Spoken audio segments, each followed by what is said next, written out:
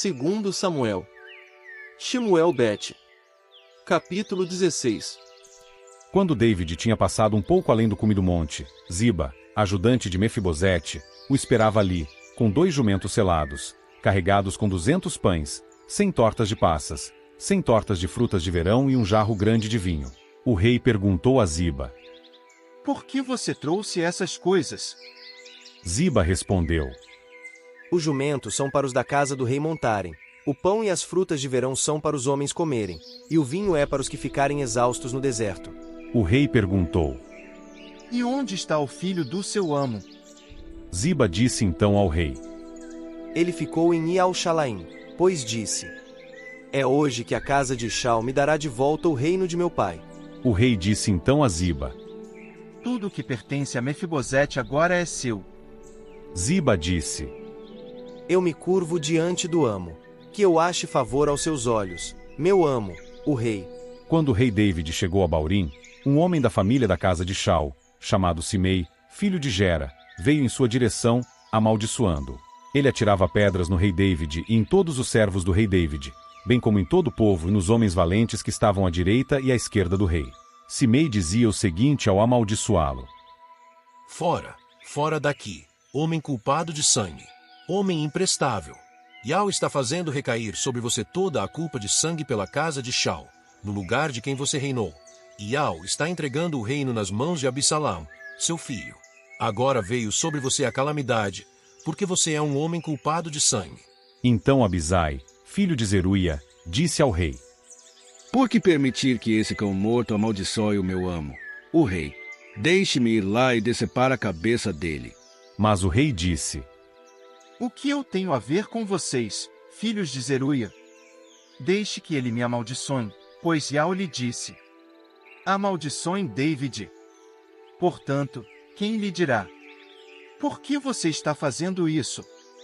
David disse então a Abisai e a todos os seus servos: Se o meu próprio filho, sangue do meu sangue, está procurando tirar a minha vida, quanto mais um beniaminita.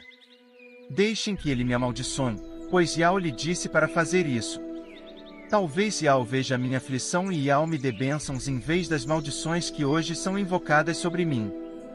Assim, David e seus homens continuaram andando pela estrada, enquanto Simei mantinha o passo com ele ao lado do monte, amaldiçoando, atirando pedras e jogando muita poeira. Por fim, o rei e todos os que estavam com ele chegaram exaustos ao seu destino, e ali descansaram. Nesse meio tempo, Absalão e todos os homens de Shaul chegaram aí ao Shalaim, e Aitofel estava com ele. Quando Uzai, o arquita, amigo de David, compareceu diante de Absalão, Uzai disse a Absalão: Viva o rei! Viva o rei! Em vista disso, Absalão perguntou a Uzai: É assim que você demonstra amor leal ao seu amigo? Por que você não foi com o seu amigo? Uzai disse então a Absalão: Eu não faria isso. Eu estou do lado daquele que foi escolhido por Yahu, por este povo e por todos os homens de Shaul, e é com ele que ficarei. E digo mais: a quem devo servir? Não é ao filho. Assim como servi seu pai, também servirei o amo. Absalão perguntou então a Aitofel: Dê-me um conselho. O que devemos fazer?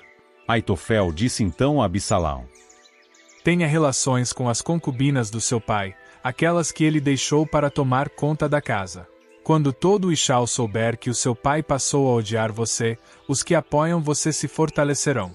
Assim, armaram para Absalão uma tenda no terraço, e Absalão teve relações com as concubinas do seu pai diante dos olhos de todo o Shaul. Naqueles dias, o conselho que Aitofel dava era considerado como a palavra do verdadeiro Criador. Era assim que tanto David como Absalão consideravam todos os conselhos de Aitofel. Segundo Samuel. Shemuel Bet. Capítulo 17. Aitofel disse então a Absalão: Por favor, deixe-me escolher 12.000 homens, e ir hoje à noite atrás de David. Eu o atacarei quando ele estiver cansado e sem forças, e vou fazer com que ele entre em pânico.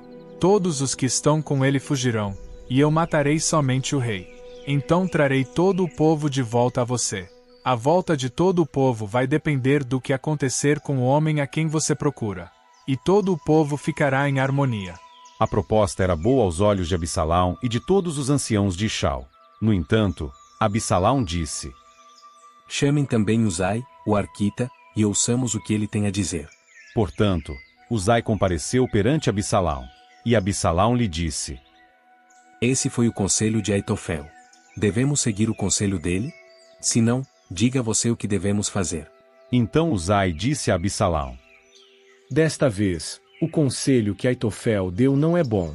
Você sabe muito bem que seu pai e os homens dele são valentes e que estão desesperados, como uma ursa que perdeu os filhotes no campo.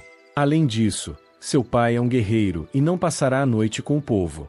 Neste exato momento ele deve estar escondido numa caverna, ou em algum outro lugar. Se ele atacar primeiro, quem ficar sabendo disso dirá: Os apoiadores de Absalão foram derrotados.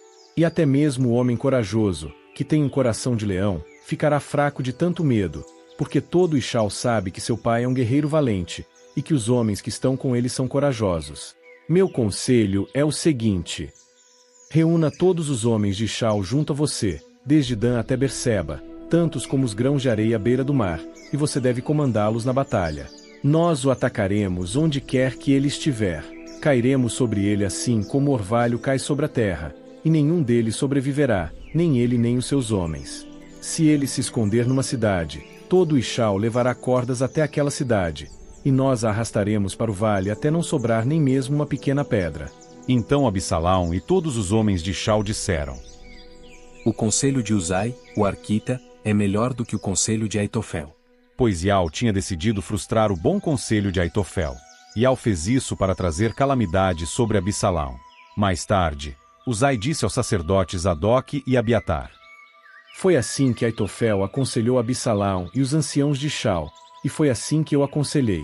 Agora mandem depressa o seguinte aviso a David: Não passe a noite nos pontos de travessia junto ao deserto, mas sem falta atravesse o rio, senão o rei e todo o seu povo poderão ser exterminados.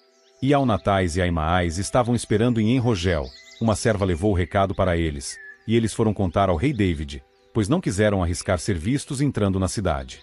Mas um jovem os viu e contou a Absalão. Então eles partiram depressa e chegaram à casa de um homem em Baurim que tinha um poço no pátio da sua casa. Eles se esconderam dentro dele, e a esposa do homem colocou uma cobertura sobre a boca do poço e pôs sobre ela grãos triturados. Ninguém ficou sabendo disso. Os servos de Absalão foram à casa da mulher e lhe perguntaram: Onde estão Aimaas e Aonatais? A mulher respondeu: Eles foram em direção às águas. Então os homens os procuraram, mas não os acharam. Assim, voltaram aí ao Shalaim. Depois que os homens foram embora, os dois saíram do poço e foram informar o rei David. Eles lhe disseram: Vão, atravessem depressa o rio, pois foi assim e assim o conselho de Aitofel contra vocês. Imediatamente, David e todo o povo que estava com ele começaram a atravessar o Iorda. Ao amanhecer, não havia ninguém que não tivesse atravessado o Iorda.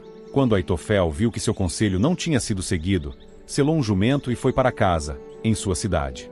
Depois deu instruções aos da sua casa e se enforcou. Assim ele morreu e foi enterrado na sepultura dos seus antepassados. Nesse meio tempo, David foi a Maanaim, e Absalão atravessou o Iorda com todos os homens de Ishal. Absalão colocou Amasa no lugar de Joabe para comandar o exército. Amasa era filho de um homem chamado Itra, o Ishalita, que teve relações com Abigail. Ela era filha de Naás e irmã de Zeruia, mãe de Joabe. Absalão e os homens de Ishal se acamparam na terra de Gileade.